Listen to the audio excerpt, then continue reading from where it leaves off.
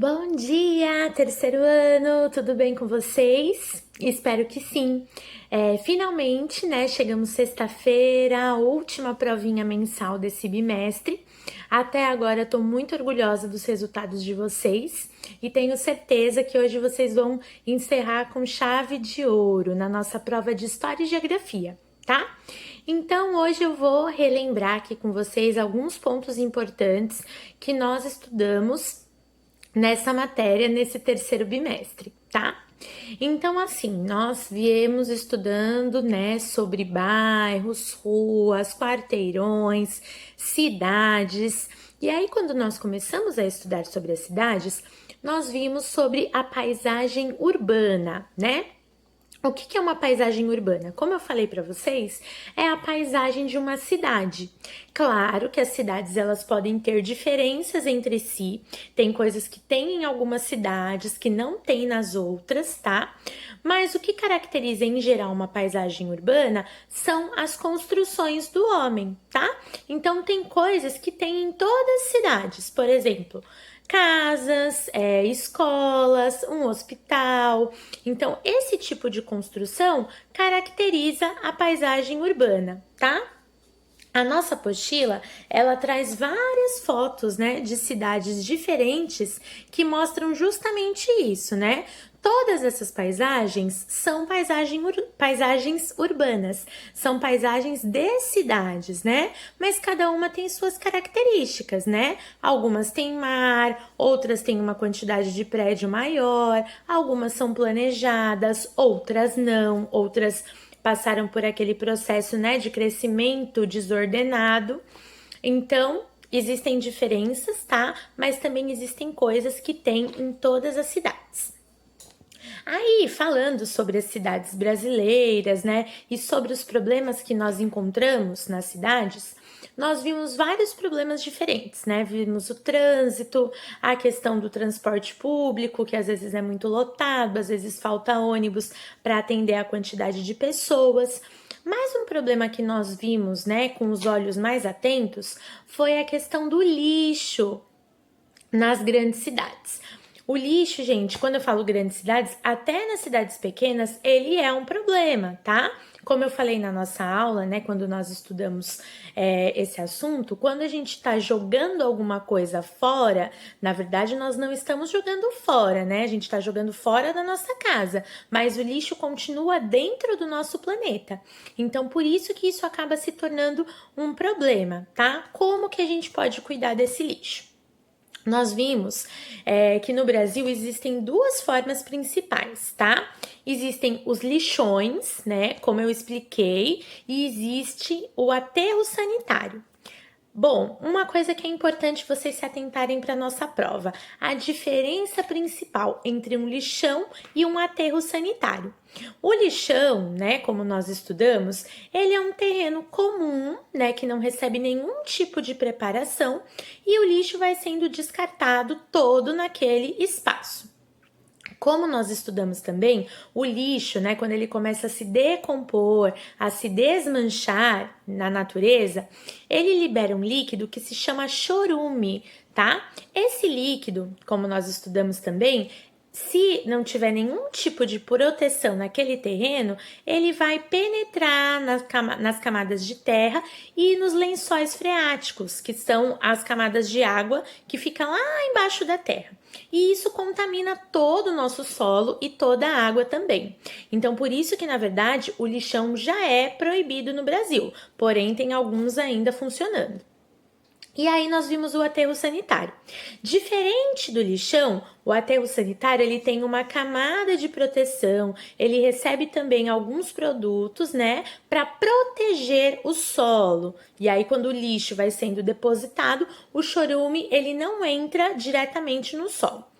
O que acontece com a questão do aterro sanitário? Ele tem como se fosse um prazo de validade, então ele não pode ser usado eternamente. Tem uma hora que não pode mais usar aquele espaço, aí precisa procurar um novo espaço para fazer um novo aterro. Então, um aterro sanitário não resolve a questão do lixo, tá? Por isso que a gente tem que ser consciente em relação à quantidade de lixo que nós produzimos e a forma como nós descartamos esses materiais. tá bom? Bom, aí falando sobre cidades, nós começamos a ver as cidades antigas, né? As primeiras cidades da história do nosso planeta. E aí nós vimos um lugar onde surgiram as primeiras aldeias, que se chamava Mesopotâmia. Eu tô usando aqui a apostila, para mostrar para vocês que eu tô falando desse bloco, as primeiras cidades do passado. Então existiu há muitos anos atrás uma região que se chamava Mesopotâmia.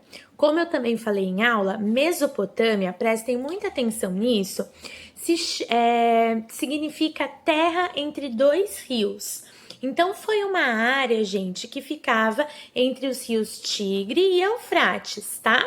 E aí, como nós estudamos, né, as pessoas foram construindo as suas casas em volta desses rios, porque elas utilizavam a água dos rios para várias atividades no seu dia a dia.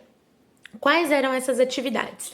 Para sua higiene pessoal, para higiene das roupas, para cozinhar. E aí eles começaram também a utilizar a água para plantações, né? E para criação de animais também.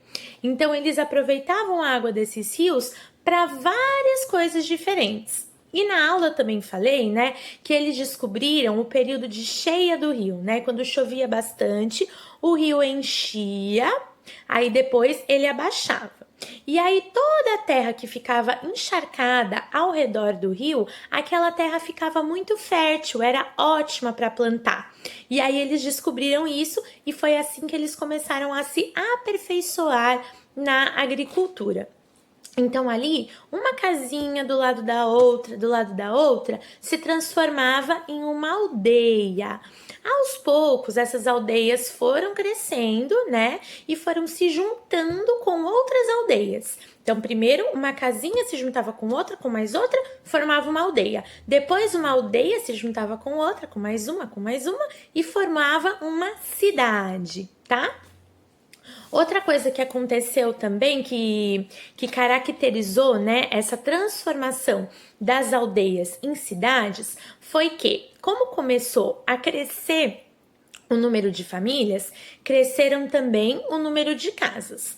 Aí o que eles pensavam? Bom, tem mais gente morando aqui, a gente precisa plantar mais alimento para atender todo esse pessoal. Mas muitas vezes acabava sobrando algum tipo de alimento.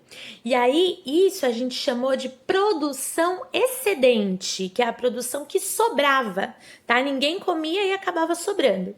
E aí o que aconteceu? Eles começaram a trocar coisas, alimentos, entre as aldeias, tá? Isso também foi uma transformação nesse período onde as aldeias se transformaram em cidades.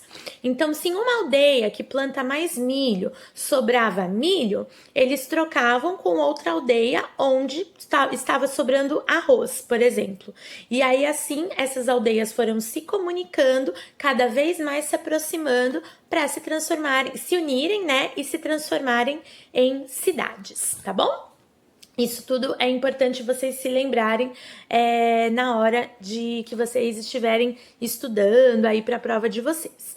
Outra coisa que eu não podia me esquecer, outra coisa que aconteceu, né, quando as aldeias se transformaram em cidades, foi que eles criaram instrumentos de trabalho, né, para facilitar as tarefas do dia a dia.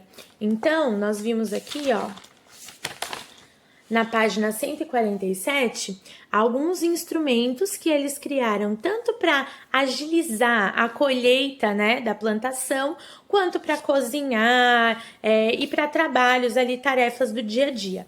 Então, isso também é um ponto que foi determinante, foi decisivo para a transformação das aldeias em cidades, tá bom? E aí, o último bloco que nós estudamos foi sobre o endereço dos lugares, né? O bloco 11. E aí nós vimos que para facilitar, né, as pessoas de se localizarem, de se encontrarem quando estão tentando achar um lugar que na maior parte das vezes elas não conhecem, para isso existe um endereço. E o endereço, ele tem algumas alguns dados, né, que são os principais para que a pessoa consiga se localizar em um lugar onde ela não conhece. Então, o endereço, vocês sempre precisam se lembrar disso. Ele tem que ter o nome da rua ou avenida, né, onde vocês querem chegar ou para onde vocês querem mandar uma carta.